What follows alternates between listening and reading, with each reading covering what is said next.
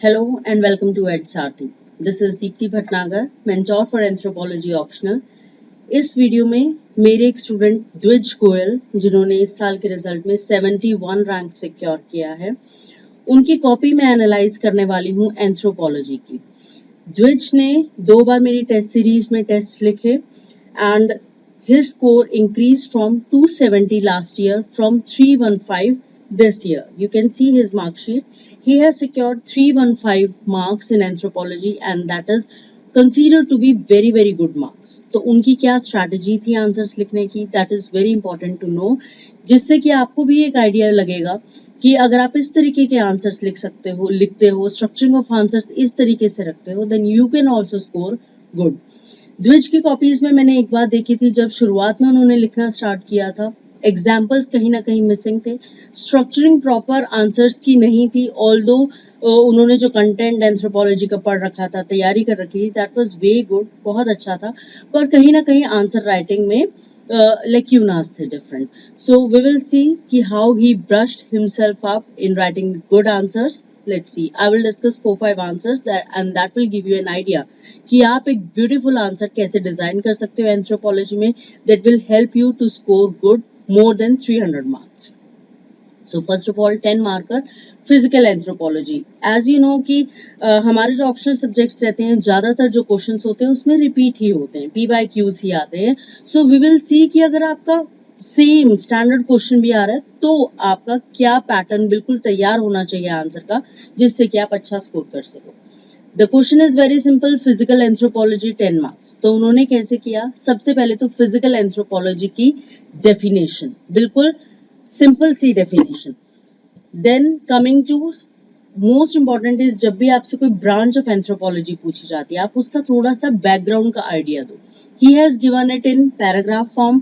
अगर आपके पास टाइमलाइन भी है प्रॉपर डेवलपमेंट की, then you can also use the timeline approach. आप टाइमलाइन ड्रॉ करो, उसमें किस किस ने क्या क्या अपना कंट्रीब्यूशन किया। Otherwise give the works, like he has mention the works of different anthropologist जो उन्होंने इस फील्ड में जिन्होंने काम किया है।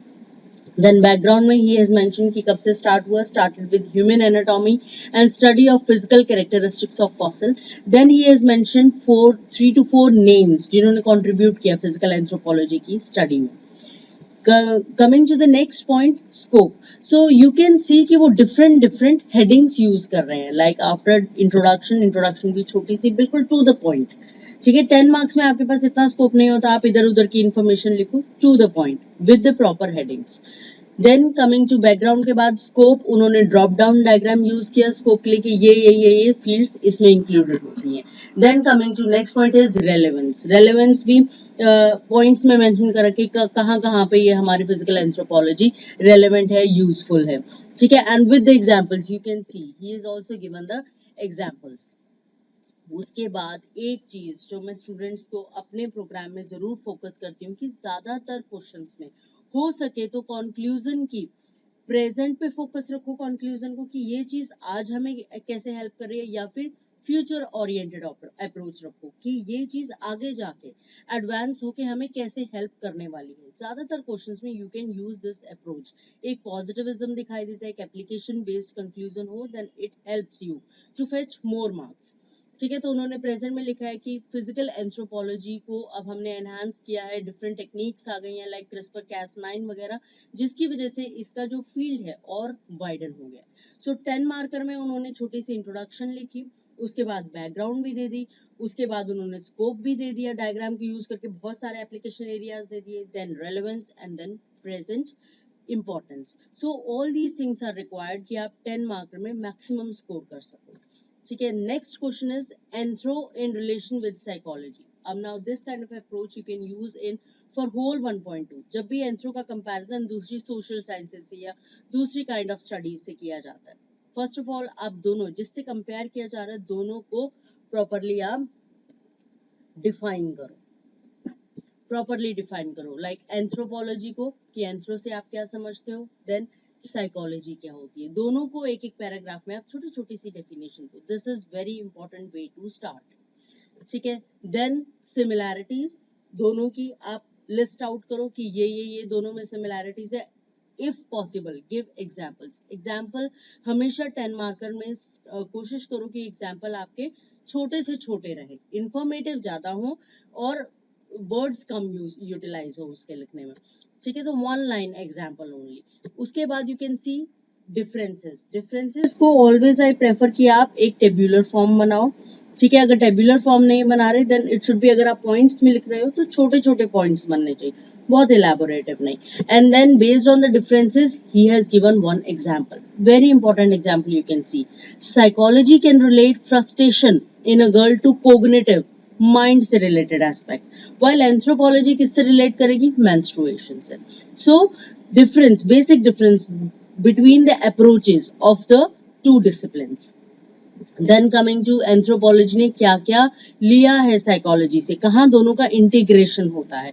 So work of various anthropologist, psychologist like Sigmund Freud ने दोनों फील्ड्स को इंटीग्रेट किया, मेलिनोस्की ने किया, कल्चर पर्सनालिटी स्कूल में हम दोनों को इंटीग्रेट करते हैं जब हम नेशनल कैरेक्टर स्टडी की बात करते हैं। सो इंटीग्रेशन का भी दिया, सिमिलैरिटी भी दी है, डिफरेंसेस भी दिया है, एंड देन इंटीग्रेट, वो दोनों मिलते कहाँ हैं जाकर, ऐसी कौन सी स्टडीज हैं जहाँ पे दोनों का इंटीग्रेशन देखने को मिलता है। So beautifully articulated this way.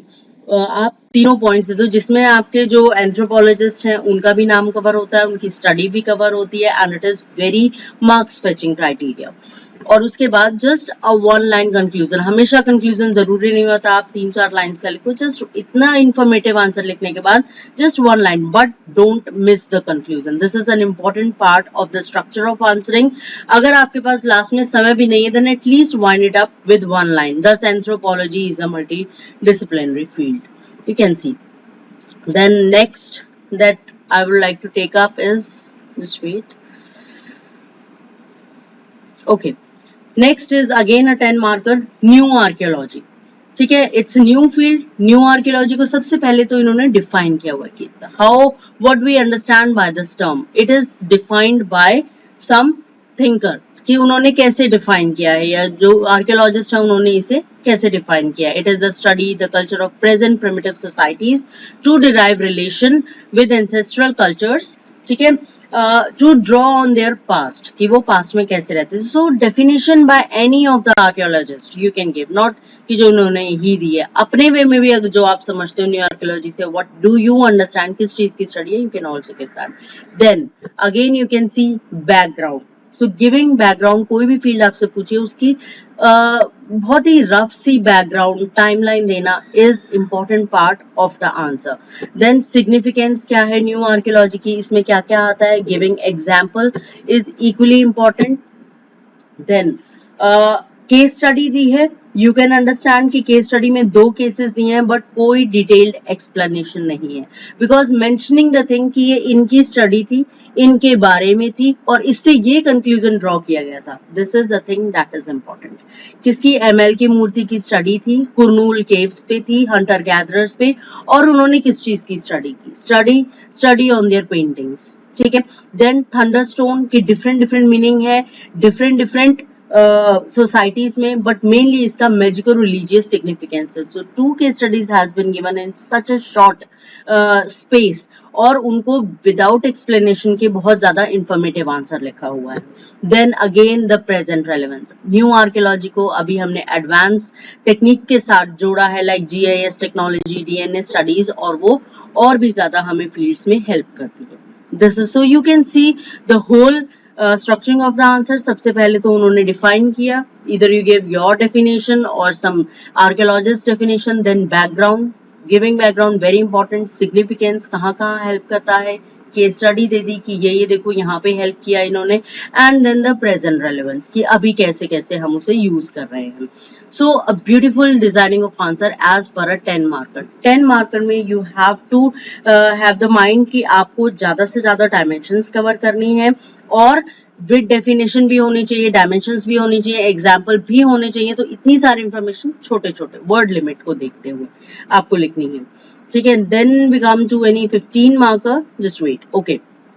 So the next 15 marker is what factors are responsible for bringing out variation in residence of different societies, explain how kinship influence men's social life। 15 marker question है, 3 चीजें पूछी हुई हैं। What factors are responsible for bringing out variation in residence? So सबसे पहले आप बताओगे कि जो रेजिडेंस में वेरिएशन होता है उसको आप वैलिडेट करोगे कि देखो इस तरह का वेरिएशन हमें देखने को मिलता है, ठीक है, एज पर रिलेशन। देन कौन से फैक्टर्स हैं जिसकी वजह से ये वेरिएशन दिखता है, and then you will take the next question that is explain how kinship influence men's social life. So starting with the introduction, बिल्कुल बेसिक से इंट्रोडक्शन स्टार्ट करनी है आपको, शॉर्ट रखनी है। रेजिडेंस होता क्या है, what do you understand by the key term here, residence.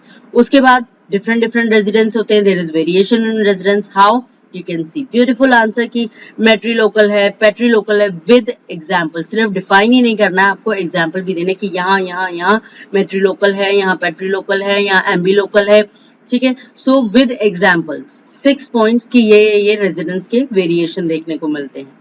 Factor responsible again listed out, you can see कि किसी भी लिस्ट में कोई एक्सप्लेनेशन नहीं है, जस्ट द यूज ऑफ की words and that is sufficient in itself. क्योंकि बहुत ही पेट्रियार्कल सोसाइटी, क्या डिफाइन करोगे, पेट्रियार्कल सोसाइटी से पता लगता है कि माइंडसेट कैसा है, that is it, so that is sufficient in itself. उसके बाद मेट्रीलोकल है आपका, एवेंक्यूलोकल है, न्यू लोकल है। So what are the factors responsible, होते क्यों है वेरिएशन इन रेजिडेंस, ठीक है। Then coming to the next question, जो सेकंड पार्ट था, kinship influence men's social life, means kinship के फंक्शंस पूछे हुए हैं। What the role kinship plays in men's social life, वो आपका प्रिपेयर्ड है, ठीक है। तो ये सारे पॉइंट्स में आप लिख दोगे, and then in the present, ठीक है। So this thing help you to surely help you to gain more marks कि आप रेलेवेंस को, कंक्लूजन को आप प्रेजेंट ओरिएंटेड रखो। Kinship undergoes change as formation of new loose application, like LGBTQ family बन रही है, that is called rainbow family. तो सोशल जो टाइज है मैन की, उनको देखते हुए डिफरेंट काइंड्स ऑफ फैमिलीज बन रही हैं, दैट वी कैन सी, और उनमें स्ट्रक्चरिंग, बॉन्डिंग भी अच्छी खासी देखने को मिलती है। सो प्रेजेंट रेलेवेंस क्या है इस चीज की, this was a 15 marker in which 3 aspects were asked. Then we'll see some 20 marker ताकि उसका भी structure देख सके। Okay, this is a 20 marker and the question is, what are major craniofacial changes that occurred during hominid evolution? Discuss. So 2 things are important here, major craniofacial changes जिसकी वजह से hominid evolution हुआ। So 2 terms हैं कि क्या feature, क्या changes रहे और hominid evolution. So you will start with explaining hominid evolution क्या था, कब हुआ, क्या रीजन रहा उसके होने का, यहां से आपका आंसर का स्टार्ट होगा। What do you understand by hominid evolution, उसकी टाइमलाइन 4 मिलियन ईयर्स एगो हुआ था, उससे हुआ क्या, मॉडर्न होमो सेपियन आया एग्जिस्टेंस में, ठीक है। Then hominid evolution, why it occurred due to climatic adaptation and physiological changes की वजह से हुआ, ठीक है। So all the 3 aspects have been covered in such a short space, क्यों हुआ, कब हुआ और इससे हुआ क्या, okay. Then major craniofacial changes, numbering is important. आपने अगर 10 पॉइंट नंबर किए हैं तो 1 2 3 4 नंबरिंग लो, अवॉइड बुलेट पॉइंट्स है, क्योंकि बुलेट पॉइंट से एक रफ सा आइडिया लगता है, अच्छा आपने बहुत सारे पॉइंट्स लिखे हैं, बट अगर आप 1 2 3 4 नंबरिंग करते हो, अच्छा you have written 10 to 11 points for elaborating on this point, so that gives a huge good impact on the examiner mind कि आपने काफी कुछ informative आंसर लिखा है। cranial capacity से स्टार्ट हुए, brain size डायग्राम्स दे दिए कि ऐसे ऐसे स्कल में इम्प्रूव चेंजेस आए, these were the changes, and उससे इतनी कैपेसिटी इंप्रूव हुई। एनलार्जमेंट ऑफ पैराइटल लोब, बहुत छोटे छोटे पॉइंट्स लिखे हुए हैं, यू कैन सी। कई बार स्टूडेंट्स क्या करते हैं, पूरा इसी में ही पैराग्राफ, हर एक पॉइंट में पैराग्राफ लिखना शुरू कर देते हैं, नॉट रिक्वायर्ड, छोटा छोटा सेंटेंस लिखो। फिर अगर you are talking about lobes तो उसका डायग्राम बना दिया कि डिफरेंट लोब्स में क्या चेंजेस हुए, नोज, डेंटेशन। उसके बाद different aspects have been covered, अगर डेंटेशन लिखा है तो उसी के साइड में उसके 2 डायग्राम बना दिए कंपेयर करने के लिए। So this is a beautiful way, ठीक है। So he has listed here 11 points, बहुत ही शॉर्ट में बहुत सारे फीचर्स, मतलब क्रेनियल, पोस्ट क्रेनियल, सारे फीचर्स कवर कर दिया है। इसमें आप एक और चीज कर सकते हो, you can differentiate into cranial features and post cranial features, this you can also do that. Then impact of change on evolution, अब ये जो इवोल्यूशन हुआ, ये जो सारे चेंजेस आए, क्रेनियोफेशियल चेंजेस आए, पोस्ट क्रेनियल चेंजेस आए, उससे पूरी बॉडी पे, ह्यूमन पे क्या क्या इम्पैक्ट हुए, बाइपेडलिज्म, इरेक्ट पोस्चर आया, डेवलपमेंट ऑफ लैंग्वेज अच्छी हुई, डेंटिशन चेंज हुआ, उससे भी डेवलपमेंट ऑफ लैंग्वेज पे फर्क पड़ा, देन इंटेलिजेंस पे फर्क पड़ा, and now in present evolution as such is still happening, अभी भी हो रहा है. We can see in third molar in humans. And evolutionary की स्टडी का फ्यूचर एस्पेक्ट क्या है, फ्यूचर पैटर्न क्या है, this has been beautifully addressed. So this was a 20 marker. You can see कि बहुत सारे points लिखे हुए हैं, बहुत informative answer है. This way तो as a whole we can see कि अगर आपको एंथ्रो में अच्छा स्कोर करना है, कंटेंट की डीप नॉलेज तो होनी ही चाहिए, उसके साथ साथ structuring of answer is very important. ठीक है, आप प्रॉपर जो है छोटा सा इंट्रोडक्शन, की वर्ड्स पे इंट्रोडक्शन लिखो, उसके बाद आप एक हिस्टोरिकल डेवलपमेंट या फिर उसका एक बैकग्राउंड भी बताओ. ठीक है, वट एवर द क्वेश्चन भी, अगर सोशल कल्चरल से रिलेटेड है तो background is very very important, must. ठीक है, बायोलॉजिकल एंथ्रोपोलॉजी में वो इतनी इंपॉर्टेंस नहीं रखता, पूरा मैकेनिज्म समझाना डायग्राम के थ्रू इज मोर इंपॉर्टेंट. उसके बाद आप पूरे बॉडी में उसकी प्रॉपर स्ट्रक्चरिंग करो, वेरियस डायमेंशंस कवर करो, and at the end right a beautiful conclusion. अगर आपने बहुत ही इंफॉर्मेटिव सा आंसर लिखा है, कंक्लूजन में यू थिंक कि ज्यादा कुछ लिखने को नहीं है, डोंट स्किप इट. कंक्लूजन को स्किप नहीं करना बस आपको, चाहे आप 1 और 2 liner conclusion he shortage of time की वजह से 1 या 2 लाइन का ही लिखो, but right it, mention it, it is important. So I hope कि आपको इस कॉपी एनालिसिस से थोड़ा सा आइडिया लगा होगा. If you are not gaining to good marks in anthropology, बहुत कुछ पढ़ने के बाद भी, तो थोड़ा आपको आइडिया लगा होगा कि कैसे आपको अपने आंसर्स को प्रॉपर स्ट्रक्चरिंग करनी है. So this is all. Thank you.